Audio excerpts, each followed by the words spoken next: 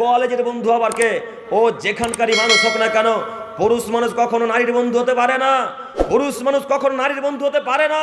পুরুষ মানুষ কখনো নারীর বন্ধু হতে পারে না। যদি নারীর বন্ধু হয় শুধুমাত্র চাহিদা মিটার জন্যই হয়। যদি নারীর বন্ধু হয় তাহলে শুধু চাহিদার মিটানোর জন্যই হয়। একজন নারী একজন পুরুষের বন্ধু হতে পারে না। একজন নারী একজন পুরুষের বন্ধু হতে পারে না। একজন নারী একজন পুরুষের বন্ধু হতে পারে না, এ কথাই চূড়ান্ত। সম্মানিত মা বোন, জেনার গল্প আজকেই ত্যাগ করুন। সম্মানিত মুরব্বী সাহেব, আপনার বৌমাকে কোনো পরপুরুষের সাথে গল্প করতে দিবেন না, এটা আপনার দায়িত্ব। কিয়ামতের মাঠে এই সম্পর্কে আপনাকে জিজ্ঞাসা করা হবে। কাজেই বলছিলাম যে কোনো মূল্যে নীতি পরিবর্তন করতে হবে। সম্মানিত মা বোন, জেনার গল্প বন্ধ করুন, নইলে পরকাল খুব বড় ভয়াবহ জটিল কঠিন। জেনার গল্প বন্ধ করুন, নইলে পরকাল খুব বড় ভয়াবহ জটিল কঠিন। একটু আমার দিকে তাকান।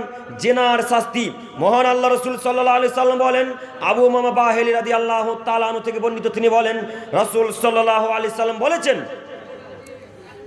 বাইনা আনা নাইমুন, আমি একদা ঘুমিয়েছিলাম, ইদা আতানি রজুলানে, দুইজন মানুষ আমার কাছে আসলো, ফা খাজাবি জাবিই, তারা দুইজন আমার একজন ডান হাতের বাহু ধরলো, অপরজন আমার বাম হাতের বাহু ধরলো, ফা আতায়াবি, তারা দুইজন আমাকে নিয়ে যেতে লাগলো, সম্ভবত শাম বা সিরিয়ার দিকে তারা দুইজন আমাকে নিয়ে যেতে লাগলো। একটু আমার দিকে তাকান। আপনারা কি বিরক্ত বোধ করছেন? তো আপনারা গল্প করছেন কেন? আমি কি এতক্ষণ পর্যন্ত একটাও কোরআন হাদিসের বাইরে কথা বলেছি? এতক্ষণ পর্যন্ত একটাও কোরআন হাদিসের বাইরে কথা বলেছি গো? বলিনি। তো কাজেই আমি এখানে কোরআন হাদিসের গল্প বলবো, কোরআন হাদিস আলোচনা করব, আর আপনি ওখানে বাদাম খাবেন আর গল্প করবেন? আপনি আমাকে অপমান করিয়েন না। আমি আপনার অতিথি, দাওয়াত দিয়ে নিয়ে এসেছেন, এমনিতে চলে আসিনি। আপনাকে আমি আবারও বলছি, কোরআন হাদিস আমি যতক্ষণ স্টেজে থাকবো ততক্ষণ শুধু আল্লাহ বলেছেন, আল্লাহর রসুল বলেছেন, আল্লাহ বলেছেন, আল্লাহর রসুল বলেছেন। কে কি বলেছেন এই বাক্য এখন পর্যন্ত বলিনি, ইনশাল্লাহ বলবও না। শুধু বাক্যের সাথে বাক্যকে মিলিয়ে দেখেন, গল্প করছেন কেন? অনুরোধ করছি, গল্প করা বন্ধ করুন। আপনি একটু শুধু আমার দিকে লক্ষ্য করেন। আবু উমামা বাহিলি রাদিয়াল্লাহু তাআলা আনহু থেকে বর্ণিত, তিনি বলেন রাসূল সাল্লাল্লাহু আলাইহি সাল্লাম বলেছেন, বাইনা আনা নাইমুন, আমি একদা ঘুমিয়েছিলাম, ঘুমন্ত অবস্থায় আছি, হঠাৎ দুইজন লোক আমার কাছে আসলো, ফা খাজাবি জাবিই, তারা দুইজনে আমার দুই হাত ধরলো, একজন ডান হাতের বাহু ধরলো আর একজন বাম হাতের বাহু ধরলো, ফা আতায়াবি, তারা দুইজন আমাকে নিয়ে যেতে লাগলো, সম্ভবত শাম বা সিরিয়ার দিকে। আমি যেতে থাকলাম, যেতে দেখলাম ফায়দা আনাবি কওমিন, আমি হঠাৎ দেখি এত লোক, অনেক লোক, আসাদুসাইন ইত্তেফাকান, যারা ফুলে ফেপে মোটা মোটা হয়ে আছে, উঁচু উঁচু হয়ে আছে, 20 হাত, 50 হাত, 100, 200, 300 হাত, 1000 হাত উঁচু উঁচু হয়ে আছে, ফুলে ফেপে মোটা মোটা হয়ে আছে। রাস্তার ধারে যখন যেতে যেতে দেখতে পাবেন কুকুর মরে পড়ে থাকে, গরু ছাগল মরে থাকে। হাওয়া যখন তাদের ভেতরে ঢুকে যায় তখন কুকুরের পেট উঁচু হয়ে যায়, গরুর পেট উঁচু হয়ে যায়, দেখেন না, উঁচু হয়ে যায়। এইভাবে আল্লাহ নবী বলছেন, আমি এমন লোকের কাছে উপস্থিত হলাম, অনেক লোক যারা ফুলে ফেপে মোটা মোটা হয়ে আছে, 20 হাত, 50 হাত, 100 হাত, 200 হাত এরকম উঁচা উঁচা হয়ে আছে। আসাদুসাইন ইত্তেফাকান অন্তানাও রিহান, দুর্গন্ধে টিকা যায় না, এত গন্ধ, কুকুরের থেকেও খারাপ গন্ধ, এত গন্ধ, গরুর থেকে খারাপ গন্ধ, এত খারাপ গন্ধ জীবনে কখনো শুনিনি, গন্ধ পাইনি, এত খারাপ গন্ধ জীবনে কখনো গন্ধ পাইনি। আমি হঠাৎ জিবরাইল আলাইহিস সালামকে জিজ্ঞাসা করলাম, জিবরাইল মান হাউলাই, এরা কারা? জিবরাইল এরা কারা? জিবরাইল এরা কারা? জিবরাইল আলাইহিস সালাম বলেন, আয-জানুনা ওয়াজ-জাওয়ানি, আল্লাহ নবী এরা ব্যভিচার পুরুষ, ব্যভিচারী নারী। বলো যুবক, এরা কারা? এই ছেলে যারা ফুলে ফেপে মোটা মোটা হয়ে আছে, 20 হাত, 50 হাত, 100, 200, তারা কারা? তারা জেনাকার পুরুষ নারী, ব্যভিচারী নারী। সম্মানিত মা বোন, এত দুর্গন্ধ আপনাদের লজ্জায় থেকে ছুটবে, আপনাদের পেট এত উঁচু উঁচু হয়ে থাকবে। আল্লাহ নবী বলছেন, এত খারাপ গন্ধ, মনে হচ্ছে যেন তারা পায়খানা বাথরুম, মনে হচ্ছে কুকুর শ্রীগাল যেখানে মরে পড়ে থাকে সেই দুর্গন্ধের থেকেও খারাপ। বলো যুবক, তারা কারা? তারা তুমি আর তোমার গার্লফ্রেন্ড, তুমি আর তোমার গার্লফ্রেন্ড। তোমাকে শতদিন বলেছি গার্লফ্রেন্ডের পাল্লায় পড়ো না, এরপরও গার্লফ্রেন্ডের সঙ্গে কথা না বলে রাত্রে ঘুম আসে না। এইখানে যদি 1000 যুবক থাকে, 1000 যুবকের মধ্যে 999টা যুবকের অবৈধ সম্পর্ক চলে। যে চলে কেন? যত নারীর সাথে গল্প করে নারীরাও কেউ শিক্ষিত নয়, যারা গল্প করছে তারাও কেউ শিক্ষিত নয়, এই জন্য গল্প চলে। অথচ আল্লাহ নবী বলছেন যদি কোনো পুরুষ নারী অবিবাহিত অবস্থায় জেনায় লিপ্ত হয় তাহলে তাকে 100 লাঠি মেরে 1 বছরের জন্য এলাকা থেকে তাড়িয়ে দিতে হবে। যদি কোনো পুরুষ নারী বিবাহ করার পর জেনায় লিপ্ত হয় তাহলে তাকে ইট ঢেল পাথর দিয়ে মেরে মেরে মেরে মেরে মেরে ফেলতে হবে। তাদের বাঁচার কোনো দুনিয়াতার পথ নাই। এরপরেও যুবকেরা জেনা করে, খারাপ লাগে না? এরপরেও গার্লফ্রেন্ডকে নিয়ে ওয়াটার পার্কে যায়, খারাপ লাগে না? এরপরেও গার্লফ্রেন্ডকে নিয়ে কলেজ বিশ্ববিদ্যালয়ে ঘুরতে যায়, তাকে খারাপ লাগে না? যুবককে খারাপ লাগবে না? যেদিন মরে যাবে সেদিন বুঝতে পারবে কিয়ামতের মাঠ কাকে বলে। এখন বোঝার তাকে আমি ক্ষমতা রাখি না কেন? তার শরীরে এখন রক্ত আছে, তার শরীরে এখন রক্ত আছে, সে এখন চলাফেরা করতে পারে। যেদিন চাচার মতো বৃদ্ধ হয়ে যাবে, লাঠি ছাড়া চলতে পারবে না, সেদিন বুঝবে কিয়ামতের মাঠ কাকে বলে। যেদিন চলে যাবে কাল থেকে পরকালে, সেদিন বুঝবে যুবক পরকাল কাকে বলে, কিয়ামতের মাঠ কাকে বলে। যুবক, তোমাকে আমি আবারও অনুরোধ করছি, গার্লফ্রেন্ডের সাথে কথা বলা বন্ধ করো, গার্লফ্রেন্ডের সাথে কথা বলা বন্ধ করো। তার মুখে লাথি মেরে নাম্বারকে ডিলিট করে চলে আসতে হবে, নইলে তুমি একদিন ধ্বংস হবেই হবে। আল্লাহ নবী বলছেন, আবু সাইদ খুদরি রাদিয়াল্লাহু তাআলা আনহু থেকে বর্ণিত, তিনি বলেন রাসূল সাল্লাল্লাহু আলাইহি সাল্লাম বলেছেন, নারীদের কাছ ফাত্তাকু দুনিয়া ওয়াত্তাকুন নিসা, তোমরা নারীদের কাছ থেকে বেঁচে থেকো, তোমরা দুনিয়া থেকে বেঁচে থাকো, তোমরা নারীদের কাছ থেকে বেঁচে থাকো, দুনিয়া থেকে বেঁচে থাকো। কেন? ফাইন্না আউয়ালা ফিতনাতা বানি ইসরাঈল কানাত ফিন নিসা, বানি ইসরাঈলের নারীদের মধ্যে প্রথম দুর্ঘটনা ঘটিয়েছে। কাজেই তোমরা নারীদের পাল্লাই পড়ো না, নারীদের পাল্লাই পড়ো না। উকবা ইবনে আমির জুহনী রাদিয়াল্লাহু তাআলা আনহু বলেন, রাসূল সাল্লাল্লাহু আলাইহি সাল্লাম বলেছেন, মা তারাকতু বাদি ফিতনাতান আদাররু আলা রিজালি মিনান নিসা, আমি আমার জীবনে ছাড়িনি কোনো এমন বস্তু যা পুরুষদের জন্য বেশি ক্ষতিকারক হতে পারে নারীদের চেয়ে। আমি আমার জীবনে ছাড়িনি কোনো এমন বস্তু যা পুরুষদের জন্য বেশি ক্ষতিকারক হতে পারে নারীদের চেয়ে। মানে পুরুষদের জন্য সব থেকে বেশি ক্ষতিকারক বস্তু হচ্ছে নারী, পুরুষদের জন্য সব থেকে বেশি ক্ষতিকারক বস্তু হচ্ছে নারী। আল্লাহ তাআলা বলছেন, শয়তানের চক্রান্ত দুর্বল নারীদের চেয়ে, শয়তানের চক্রান্ত দুর্বল নারীদের চেয়ে, শয়তানের চক্রান্ত দুর্বল নারীদের চেয়ে।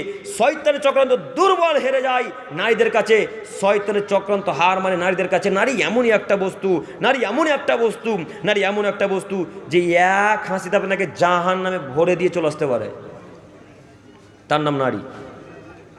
আর ওই নারীর পাল্লাতে পড়ে যুবক দিন রাত গল্প করে, একটুকু পাপের কথা মনে করে না। যুবক, তোমাকে আমি অনুরোধ করছি, গার্লফ্রেন্ডের সাথে কথা বলা যেই দিন বন্ধ করতে পারবে, যেই দিন তুমি ত্যাগ করবে, সেদিন তুমি জানবে আমি একজন সফল মানুষ, সফলতা লাভ করতে পেরেছি। কেননা আল্লাহ রাসূল সাল্লাল্লাহু আলাইহি সাল্লাম বলেছেন, 3 জন মানুষ রাস্তাতে চলে যাচ্ছিল, 3 জন মানুষ রাস্তাতে চলে যাচ্ছিল, রাস্তায় যেতে যেতে যেতে যেতে যেতে যেতে যেতে হঠাৎ বৃষ্টি চলে এলো। বৃষ্টি চলে আসার কারণে তারা 3 জন মানুষ একটা গুহাতে আশ্রয় নিল। গুহাতে আশ্রয় নেওয়া মাত্রই একটা বড় পাথর কোন দিক থেকে সে গুহার মধ্যে পড়ে গেল। গুহার মধ্যে যেমনই পড়া, আর তারা বের হতে পারে না, অন্ধকার, তারা বের হতে পারে না। 3 জনে পাশাপাশি বলতে লাগলো, এই তোমরা কি কেউ সৎকর্ম করেছ? যদি সৎকর্ম করে থাকো আল্লাহকে বলো, আল্লাহ এই বিপদ দূর করে দিতে পারেন। সৎকর্মের মাধ্যমে বলো, আল্লাহ বিপদ দূর করে দিতে পারেন। সৎকর্ম যদি করে থাকো তাহলে আল্লাহকে বলো, আল্লাহ বিপদ দূর করে দিতে পারেন। একজন বলল, জি হ্যাঁ আমি সৎকর্ম করেছি। কি? আমি আমার চাচাতো বোনকে খুব ভালোবাসতাম। ওই লোকটা বলছে, আমি আমার চাচাতো বোনকে খুবই ভালোবাসতাম, আমি আমার চাচাতো বোনকে খুবই ভালোবাসতাম, তাকে এত ভালোবাসতাম, তাকে এত ভালোবাসতাম, এই সারা পৃথিবীতে যত স্বামী তার স্ত্রীকে বেশি ভালোবাসে তার থেকে লক্ষ কোটি গুণ বেশি আমি আমার চাচাতো বোনকে ভালোবাসতাম। আমার চাচাতো বোনকে একদিন বললাম, এই আমার সাথে জেনায় লিপ্ত হ, আমার সাথে ব্যভিচারে লিপ্ত হ। আমার চাচাতো বোন বলে, আরে না, আমি তোমার সাথে জেনায় লিপ্ত হতে পারবো না। তুমি যদি আমাকে স্বর্ণের 100টা মুদ্রা দিতে পারো, স্বর্ণের 100টা দিরহাম দিতে পারো, তাহলে আমি তোমার সাথে জেনায় লিপ্ত হব। এই ছেলেটা, এই মহিলাটা মনে করেছিল ছেলেটা গরিব মানুষ, আমার চাচাতো ভাই 100 স্বর্ণের মুদ্রা নিয়েও আসতে পারবে না, আমার সাথে জেনাও করতে পারবে না। আমার চাচাতো ভাই 100 স্বর্ণের মুদ্রা জড়ও করতে পারবে না, আমার সাথে জেনাও করতে পারবে না। এই ছেলেটা চলে গেল তার কাছ থেকে, দিন রাত পরিশ্রম করলো, হাড় ভাঙা পরিশ্রম করে 100 স্বর্ণের মুদ্রা তার চাচাতো বোনের কাছে নিয়ে এলো। চাচাতো বোনের কাছে নিয়ে এসে ন্যাকাতে করে জড়িয়ে এইভাবে নিয়ে বলছে, এনে এনে ধর, এতে 100 স্বর্ণের মুদ্রা আছে, এবার আমার সাথে জেনে লিপ্ত হ। আমার চাচাতো বোন 100 স্বর্ণের মুদ্রা নিয়ে নিল। আমি এবার জেনা করব, দুই জাঙ্গের মাঝখানে বসে গেছি, জেনা শুরু হবে। এমন অবস্থা আমার চাচাতো বোন বলছে, ইয়া আব্দুল্লাহ, হে আল্লাহর বান্দা, ইত্তাকিল্লাহ, আল্লাহকে ভয় কর, আল্লাহকে ভয় করে তুই আমার উপর থেকে উঠে যা, আমার সতীত্ব নষ্ট করিস না, আমার যৌনাঙ্গ বিনা মোহর আদায় ছিঁড়ে দিস না রে আল্লাহর বান্দা, তুই আমার কাছ থেকে উঠে যা, আমাকে অসতী করিস না, আমি খারাপ নারী নই, আমি ভালো নারী, আমি খারাপ নারী নই, আমি ভালো নারী, তুই আমাকে অসতী করিস না, আমার বদনাম করিস না রে আল্লাহর বান্দা, তুই আল্লাহকে ভয় করে যদি থাকিস তুই উঠে যা। এই ছেলেটা সঙ্গে সঙ্গে তার বোনের জাঙ্গের উপর থেকে উঠে গেল, জেনা করলেন না। ওই গর্তের ভেতর থেকে আল্লাহকে বলছেন, আল্লাহ, ওই সেদিন জেনা যদি তোমার ভয় আমি ত্যাগ করে থাকি, ওই জেনা যদি তোমার ভয় শুধুমাত্র আমি ছেড়ে থাকি, আল্লাহ আজকে পাথরটাকে পুরোপুরি সরিয়ে দাও। আল্লাহ বললেন, আচ্ছা ঠিক আছে, যাও, তোমার পাথরকে আমি পুরোপুরি সরিয়ে দিলাম। হাদিস বুখারী মুসলিম। বুঝতে পারেননি কথা এখনো? জেনার গল্প যদি ছাড়ো তুমি যে কোনো বিপদ থেকে বাঁচবে, এ কথাও চূড়ান্ত, তুমি সফলতা লাভ করবে, এ কথাই ঠিক। কাজেই তোমাকে আমি বারবার অনুরোধ করছি, জেনার গল্প ছেড়ে দিয়ে আজকে বলো চাকরি হয় না তোমার।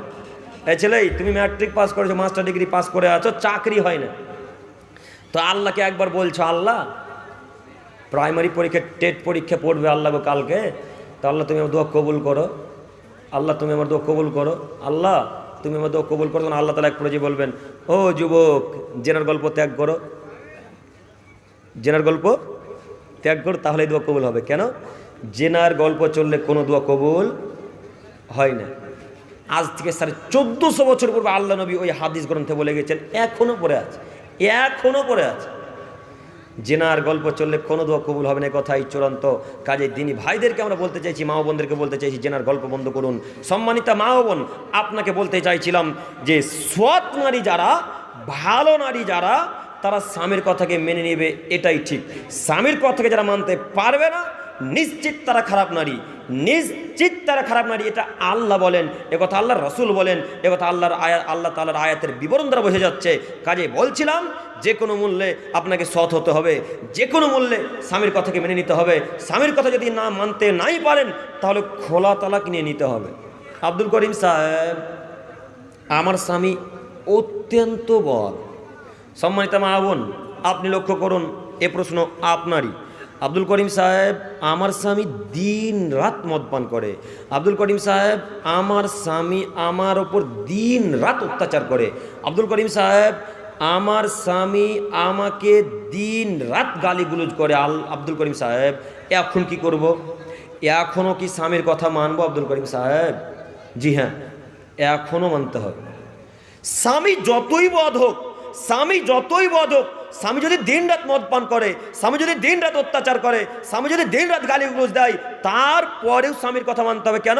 ফাইন্নামা হুয়া জান্নাতুকা নারুক, স্বামী আপনার জান্নাত, স্বামী আপনার জাহান্নাম, স্বামী আপনার জান্নাত, স্বামী আপনার জাহান্নাম। স্বামীর কথা মানলে জান্নাত হয়, স্বামীর কথা না মানলে জাহান্নাম হয়। স্বামীর কথা মানলে জান্নাত হয়, স্বামীর কথা না মানলে জাহান্নাম হয়। আব্দুল করিম সাহেব, ও যে মদ খায়, ও যে মদ পান করে, তাও কি শুনতে হবে? হ্যাঁ, শুনতে হবে। একথা আল্লাহ রসুলের বিবরণ দ্বারা বোঝা যাচ্ছে। আব্দুল করিম সাহেব, আমি তার কথা মানবো না, এখন কি করব? উপায় বলেন।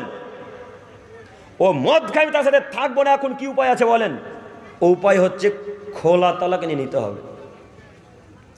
বুঝতে পারেননি? স্বামী অত্যন্ত বদ, তার কথাই আমার সহ্য হয় না, তো এখন কি করবো? উপায় কোনো কি আছে? জি হ্যাঁ, উপায় আছে। খোলা তালাক। খোলা তালাক নিয়ে নেন, কোর্ট থেকে যেখান থেকে হোক, খোলা তালাক নিয়ে নেন, সব ঝামেলা মিটে যাবে। যদি তালাক নিতে না পারেন, তাহলে স্বামীর কথাকে অক্ষরে অক্ষরে মানতে হবে, এ কথাই চূড়ান্ত। স্বামীর কথাকে অক্ষরে অক্ষরে মেনে নিতে হবে, এ কথাই চূড়ান্ত। স্বামীর কথাকে মেনে নিতে হবে, এ কথাই ঠিক।